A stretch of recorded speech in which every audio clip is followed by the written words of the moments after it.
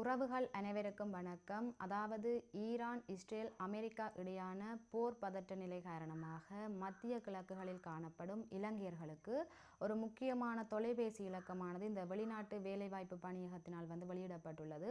இந்த தகவலை பார்க்கின்ற ஒவ்வொருவரும் அதாவது இந்த தகவலை தெரியப்படுத்துங்கள், அது மட்டுமல்லாது பகிர்ந்து கொள்ளுங்கள்.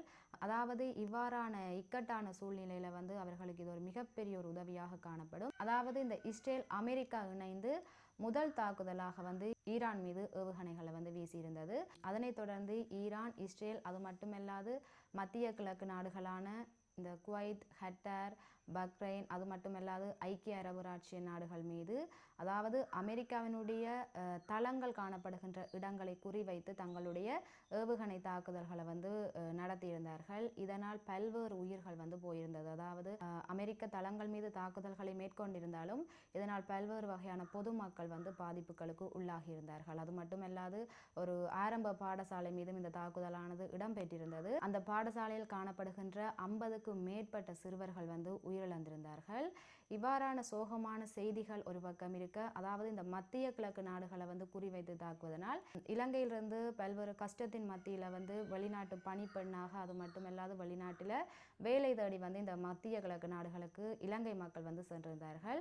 அவர்களுடைய பாதுகாப்பை உறுதிப்படுத்த வேண்டியது தற்பொழுது ஒரு முக்கியமான ஒரு கடமையாக காணப்படுகிறது. இந்த வெளிநாட்டு வேலைவாய்ப்பு பணியகம் அது மட்டுமல்லாது இந்த வெளிநாட்டு தூதரகம் தங்களுடைய கருத்துக்களை உத்தியோகபூர்வமாக வெளியிட்டிருக்கிறார்கள். அதாவது இலங்கையிலிருந்து சென்ற இலங்கை மக்களினுடைய பாதுகாப்பை தாங்கள் கண்காணித்து கொண்டிருப்பதாகவும் பாதுகாப்பை உறுதிப்படுத்தி கொண்டிருப்பதாகவும் தெரிவித்திருந்தார்கள்.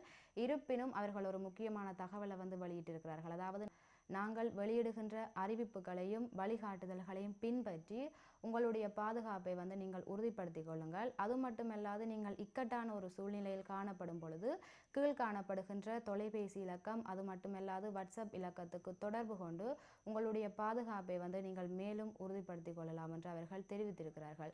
ஆகவே இந்த தகவலை பார்க்கின்ற ஒவ்வொருவரும் இந்த தகவலை தெரியப்படுத்துங்கள்.